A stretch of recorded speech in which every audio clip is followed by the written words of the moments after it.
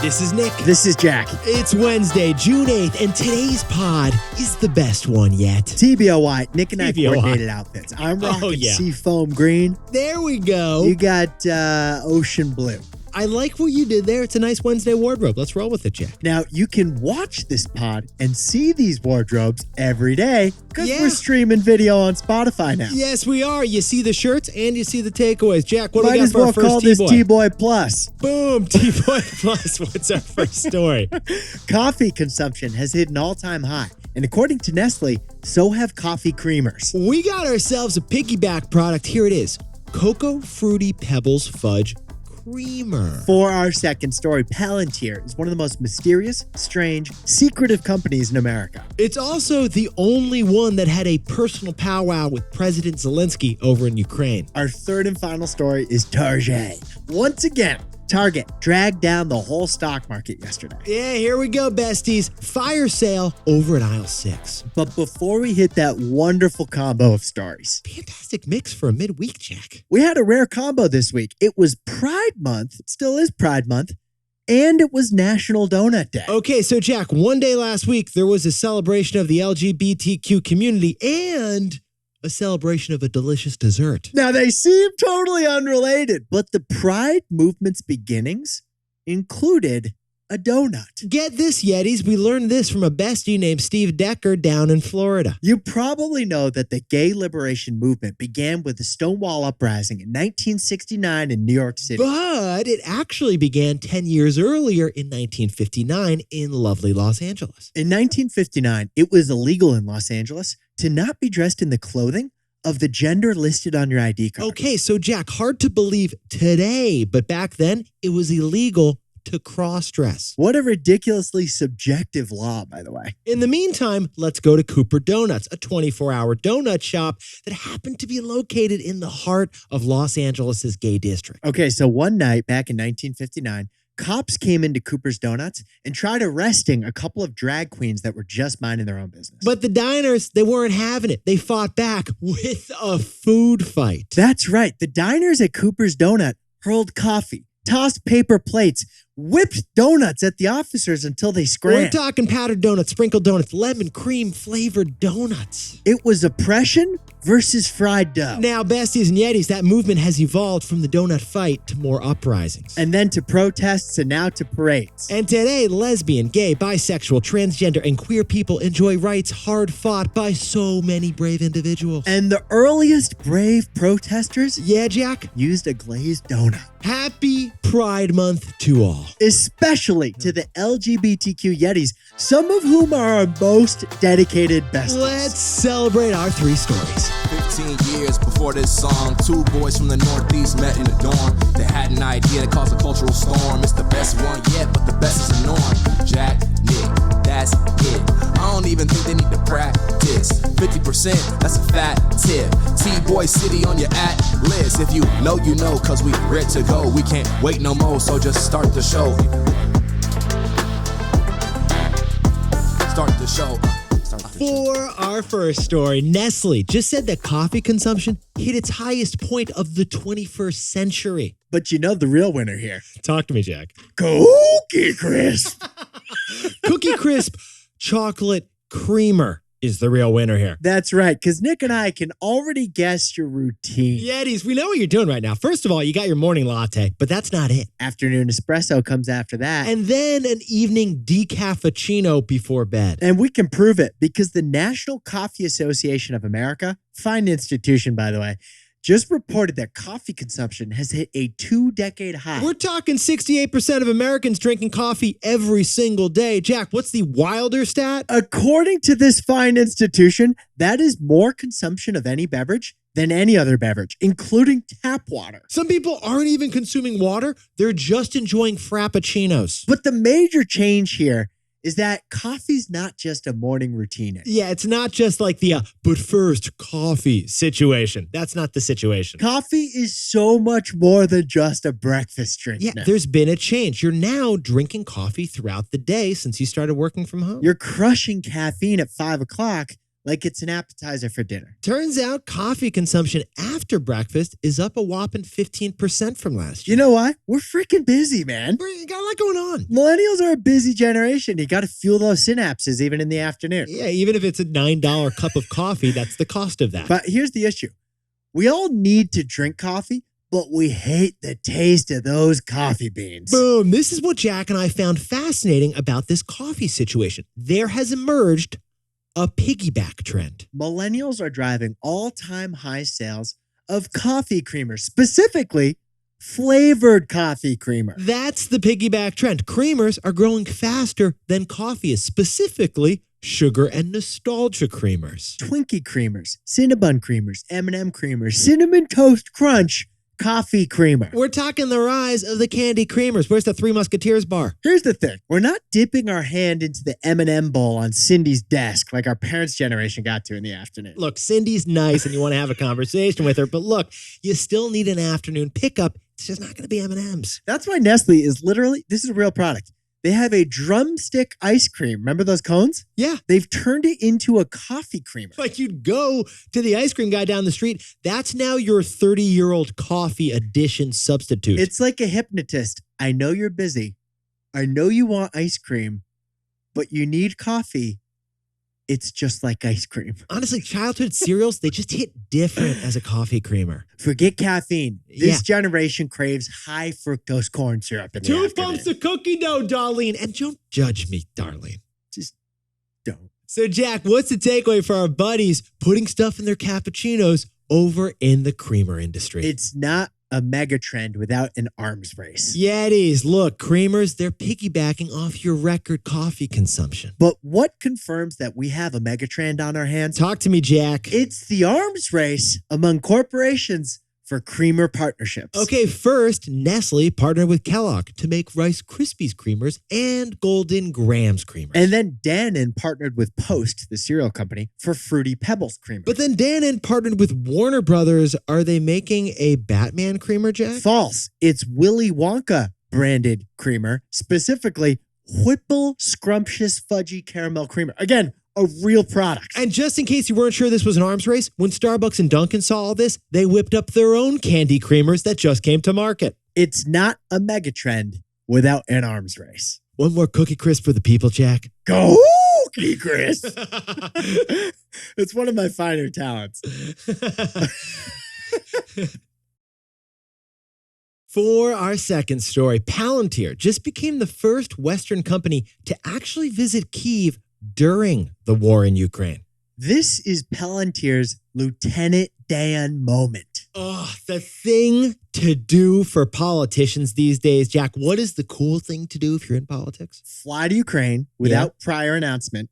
Surprise. And have a photo op with President Zelensky. Well, Ukraine just issued a press release last week about his latest meeting with a man named Alex Karp. Alex Karp is not the president of this republic or the prime minister of that democracy. No, Alex Karp is the founder and CEO of a company, a mysterious company called Palantir. Palantir is named after the orb in Lord of the Rings, where Sauron can spy on the Fellowship because Merry or Pippin, they done messed up. Okay, easy there.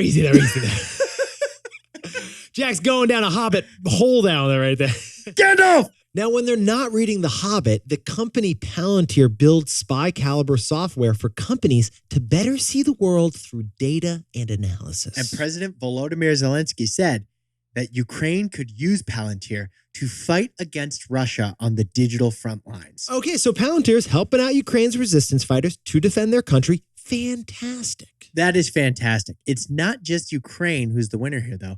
The other winner is Palantir's salespeople. Picture your classic corporate sales meeting. Jack, let's set the scene here. You got like a bunch of stale fruit over here and like 6 bottles of water nobody's going to touch over there. Yeah, I brought a pitch deck you're definitely never going to pick up again after this meeting. So Palantir is visiting the headquarters of a company. They want to be the client, and that company, let's say it's a bank, probably doesn't have too much interest. But now, the first thing that banker is going to say is, hey, didn't I see that your CEO was in Kyiv, like Ukraine? That Palantir salesperson's suddenly going to have a burst of energy. Suddenly, they're going to explain how Palantir's tech can protect against cyber attacks and follow dirty money or detect investment opportunities before anyone else, including on the battlefield. I had no interest in this meeting, but now I'm like Kevin Bacon, 1 degree of separation from something really cool that happened. Okay, so the CEO of Palantir's PR stunt over in Ukraine, that's ammunition that his sales team of Palantir salespeople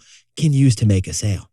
So Jack, what's the takeaway for our buddies over at Palantir? This is Palantir's Lieutenant Dan moment. Yetis, remember in Forrest Gump, when Forrest marries Jenna and then Lieutenant Dan shows up, and at the wedding, he's not in a wheelchair. It's a wonderful scene, and he's not in a wheelchair because he has new legs, or magic legs, as Forrest calls them. Well, Lieutenant Dan says those legs are made out of titanium alloy, just like the metal used in the space shuttle. Now, Lieutenant Dan didn't need legs capable of flying to space. No, Lieutenant Dan didn't need titanium alloy. Lieutenant Dan could have just used some basic cheap metal for his new legs. But Lieutenant Dan was excited about the titanium because of the space program. And that got Lieutenant Dan to finally take action and get legs. Well, the way Jack and I see it, it's the same situation with Palantir's sales pitch. That banker doesn't need software tough enough to fight Russia on the digital front lines. That client doesn't need something as intense as what Palantir is capable of. But that banker is excited by what Palantir is capable of. This is Palantir's Lieutenant Dan moment. And now a word about our sponsor, Robinhood. So for the last 3.5 years, Jack and I were running a startup within a startup, basically. We turned our company Market Snacks into Robinhood Snacks, the news arm of Robinhood. And at Robinhood, we co-hosted the Snacks Daily Pod that you got to know and love. At Robinhood, we also got to hire an awesome team of news people who run the Robinhood Snacks newsletter. Wild fact here, the biggest newsletter in America, Robinhood Snacks. A key detail, though, not many are aware of, is the editorial independence. So Jack and I set it up so that we could independently cover the most interesting and most important news stories of the day. Robinhood's commitment to free, digestible news snack style was an awesome differentiator. Yeah, if you're not investing in Robinhood yet, to get started, go to robinhood.com/tboy and choose a free stock. That's robinhood.com/TBOY. Certain limitations apply. All investments involve risk. Robinhood Financial LLC, member SIPC. By the way, Robinhood is no longer affiliated with us or the podcast. For our third and final story, 1 second. Jack, we got a warning, and it's from Target. We have too much stuff that we can't sell. Call it a fire sale. There is a run on Target about to happen. Trivia. What's the biggest company based in Minnesota? Definitely Target. Big box Target. Just announced some big box bad news. Yeah, here it is. We're taking actions to right-size our inventory in this rapidly changing environment. Jargon, speak jargon. Here's what they're actually saying. They have way too much stuff and you're not buying it. Especially the home goods. Jack, they have too many home goods at Target. The TVs, the home decor, the wooden signs that say blessed, cherish this home. Love wins here. All the worry about a recession that you've seen in the news has people passing on that 55-inch and the console table. So it's the opposite of the Hoarder's Almanac. It's a surplus with no purpose. And the solution that Target announced yesterday, they are taking aggressive steps to get rid of their extra inventory. Jack, can we pull a Google Translate on that little bit of jargon too? Get ready, Yetis, for a fire sale of anything home related at your local Target. Honey, get in the Mazda. We're going to aisle 6. Hey, you won't be able to pack your pantry with 50% off bags of Doritos. Don't expect to see that. Yeah, food, beverage, beauty, demand for essentials, that's been steady, so that's like unaffected. That's not going to get discounted. It's the random non-essential home stuff that Target just can't seem to sell. Yeah, the stuff we all bought during the pandemic with stimmy checks, you're not buying them right now. Patio furniture, a kitchen mixer, that 1,000-thread Egyptian cotton king-sized thing. All that stuff, you might be able to buy the dip over at Target pretty soon. I'm hoping for 50% off that stuff, but we'll see. Hashtag not an ad. This is actually happening. Nick, all that negative sentiment around the economy has consumers focused on essentials. not like that 55-inch tree. No more treat yourself. So, Jack, what's the takeaway for our buddies over at Target? This isn't a discounting death spiral. This is a one-time profit punishment. Hey, Target, look, it's us. It's Nick and Jack. Let's just talk for a sec. Why didn't you just tell us this a month ago? Back in May, we covered on this pod that Target forecasted much weaker revenue than expected, and they had their worst stock day ever. Yeah, the way we see it, if they knew in May that sales would slow down, they should have known they'd have extra inventory too. And they should have told us then. It's better to have one negative news cycle than to spread it out over 2 events and 2 episodes on this pod. Okay, well, at least now Target is ripping off the Band-Aid with a one-off fire sale. Yeah, Target, don't expect them to start the ugly habit of constant discounts that consumers get used to and start waiting for. This isn't the discounting death spiral of death. What this is a one-time profit punishment. Jack, can you whip up the takeaways for us over there? Americans are sipping coffee in record amounts, so Nestle is piggybacking. Because Fruity Pebble Creamer, it's not a mega trend without an arms race. Our second story was about Palantir CEO visiting President Volodymyr Zelensky last week in Ukraine. Yeah, this is Palantir's Lieutenant Dan moment. For our third and final story, Target, if we have to cover you again in the next month or so, we're going to be really disappointed. Yeah, we know. You're not going through the discounting death spiral of death. You're going through a one-time profit punishment. Now, time for the best fact yet. This one sent in by longtime Yeti David Croce from lovely Iowa, and Jack and I were shocked by this. The Amazon River is one of the mightiest rivers in the world. Second longest river in the world, contains the most fresh water out of any river in the world. It's 4,300 miles long, which is longer than from New York to San Francisco. It's got like thousands of piranha species that could kill you. And despite all of those things, it's missing one thing. I didn't believe this when I read it, but there is not a single bridge crossing the entire 4,000-mile river. Yeah, so like the Nile, they got 9 bridges. The Yangtze, they got 100 bridges. The Hudson River in New York has like 12 before Albany. There are multiple bridges on the bridges, but the Amazon River has 0 bridges. Again, we fact-checked this. It's just so wildly remote and like jungle here, surrounded. Jungle there. That there's no population that needs to get from one side to the other. Anywhere. The Amazon River, you can take a ferry.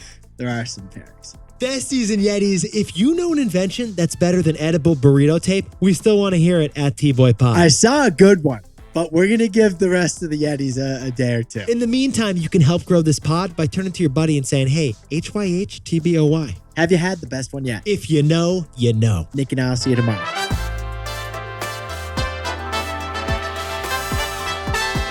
And before we go, congrats to Portuguese exchange student Laura Phillip, who's graduating. Hope you had a fantastic time in U.S. high school. And congrats to Coach Nikki, who just got engaged down at Hermosa Beach, California. And Amy Jo just finished that data science certification over in San Francisco. And a huge happy birthday to Kate Harmon in Pasadena, California. And Emma Clary turning 22 in Westfield, Indiana. And happy 38th to Cole Forrest in Evanston, Illinois. And Jessica Waller over in Clovis, California. Happy 27th to Rima Nake in Reno, Nevada. And Elle Mullins, enjoy that 10th birthday in Bayonne, New Jersey. This kid's going places. Only listens to the pod on 2 times speed. Happy birthday, happy birthday. And to anyone else who's celebrating something today, make it a T-Boy. Celebrate the wins. This is Jack. Nick and I both own stock of Spotify and Robinhood. And now word about our exclusive sponsor, Robinhood. Look, we're not tech guys. We're not engineers. Nick, I'm no product manager. You look great, but we're not technically. When our computer's not working, Jack and I turn it off and then we turn it back on again. But when we moved to California to join Robinhood, we were in tech's mecca. So we were soaking up as much about the tech industry as we could. One thing we saw about the tech industry at Robinhood was insane customer focus. Every product launched, every tweak made to the app was a laser-focused move on customers. Robinhood would be interviewing hundreds of users to figure out if one tweak of one button in the app would improve the experience. Inside of Robinhood, we saw that everything the company did was focused on the best outcome for you, the customer. If you're not investing on Robinhood yet, to get started, go to Robinhood.com/Tboy. and choose a stock. That's Robinhood.com/TBOY. Certain limitations apply. All investments involve risk. Robinhood Financial LLC, member SIPC. By the way, Robinhood is no longer affiliated with us or this podcast. But the real winner here is chocolate cookie crisp. I forgot how much you love the cookie crisp. I'm so surprised. I remember like, hey, Jack, can we talk on the phone? This is Nick. This is cookie crisp.